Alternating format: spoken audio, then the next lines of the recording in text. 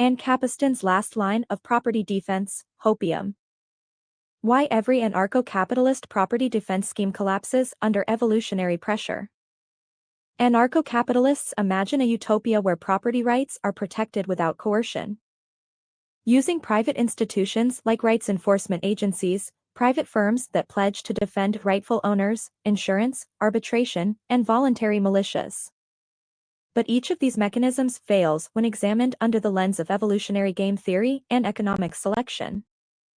They suffer from moral hazard, adverse selection, fragmented coordination, unverifiable claims to rightful ownership, and internal contradictions that collapse under real-world pressure. In contrast, evolutionary capitalism replaces faith-based enforcement with public reputation-weighted bidding, where reputation doubles as both currency and decision-making weight, and automatic alignment to productivity. It doesn't coexist with anarcho-capitalist defense. It consumes it. 1. Defense as a selection problem. Anarcho-capitalists imagine property defense as polite debate. But evolution rewards results, not arguments. Enforcement isn't about being right, it's about being effective. Defense is a selection problem: who gets protected, and why? ANCAP theory says a rights. Evolutionary capitalism says productivity. One preaches, the other wins. 2. Rights enforcement agencies, the defection trap. REAs are designed to defend the rightful owner.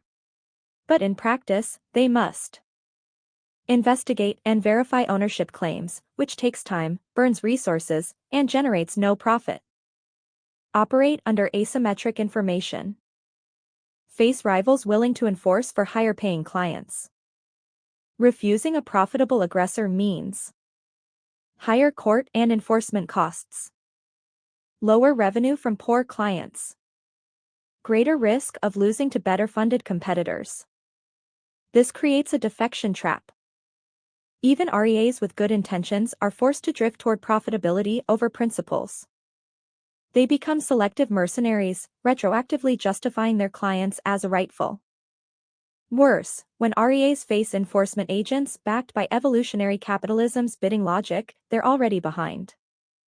Evolutionary enforcers don't need to prove ownership, they act on public bids and productivity data. By the time the REA finishes investigating, the transfer has already occurred. To intervene, the REA must negotiate a price with a client who likely can't afford to fund a war against a more productive, reputation-backed system. 3. Insurance defense, every REA flaw, plus financial rot. Insurance is REA failure wrapped in paperwork. It adds risk, moral hazard, and fantasy. Clients act recklessly, insurers dodge payouts, and everyone pretends this prevents conflict. Moral hazard ensures the very thing being insured against happens more often. It's not just ineffective, it's counterproductive. Insuring against crime invites crime. Covering losses encourages risk. It's like trying to reduce speeding by handing out gas cards. Insurance doesn't prevent fire. It hands out matches and praise. ANCAP logic at its finest. Insurers don't enforce truth. They minimize payouts. The result is defensive behavior optimized for solvency, not evolutionary utility. They minimize payouts. The result is defensive behavior optimized for solvency, not evolutionary utility. 4. Arbitration, false neutrality in a broken ecosystem. Arbitration assumes peaceful resolution, but arbitrators lack enforcement power. They are financially biased toward repeat clients. No global reputation layer exists to punish bias or error.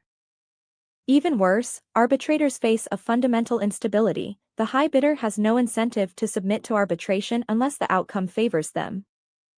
Any arbitrator who regularly rules against high bidders will lose business or be bypassed entirely.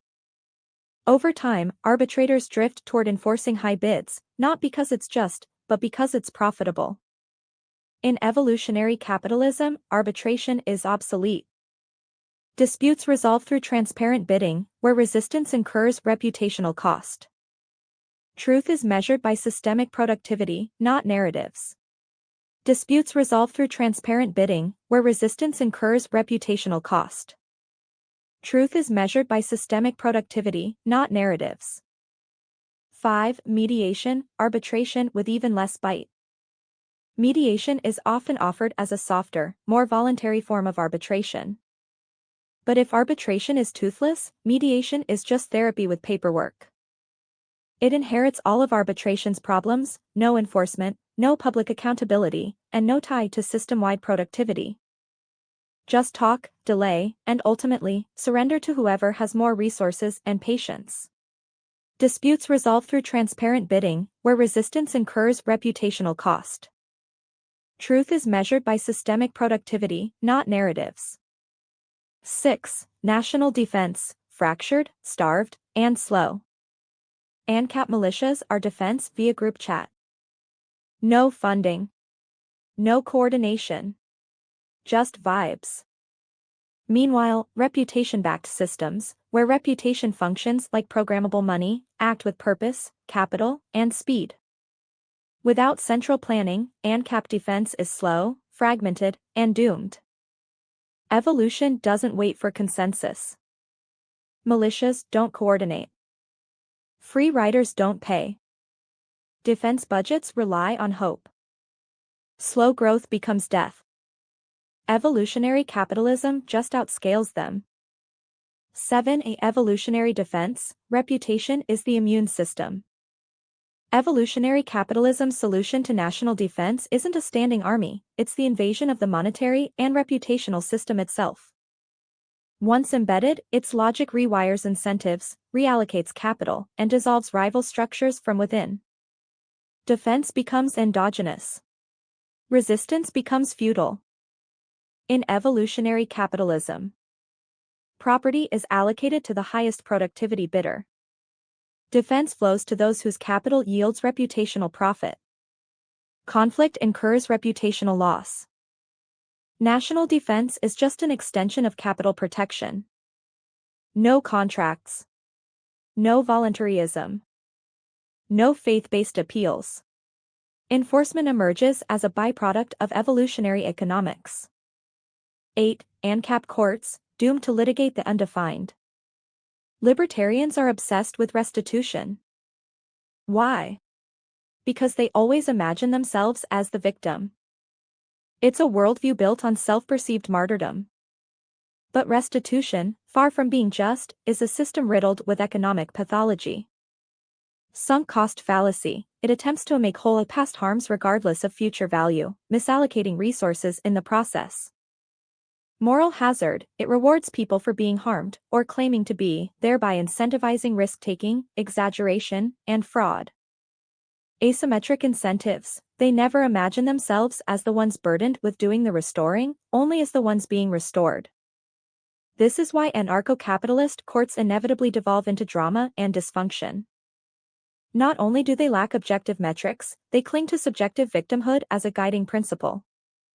Anarcho-capitalists claim that private courts will peacefully resolve disputes. But they forget that in the absence of government, there is no universal authority to supply the very thing arbitrators need most, a shared standard by which to rule.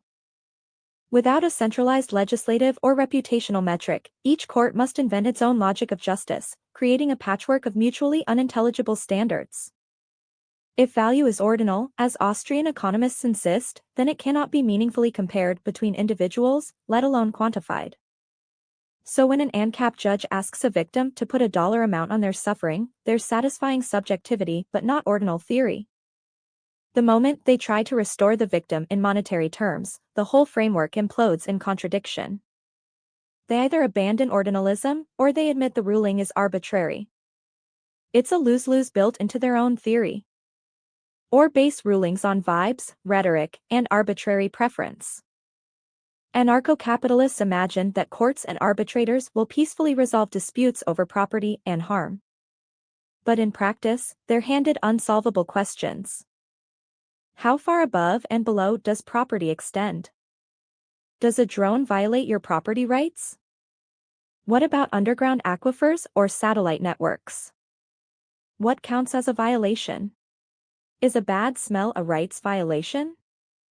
What about noise, light pollution, or electromagnetic interference? How do you price subjective harm? A neighbor's pig farm causes mental anguish due to its smell. If value is subjective, as libertarians often insist, then so is disutility. The victim could claim $10 million in damages. On what basis would the arbitrator deny it? The entire process becomes arbitrary.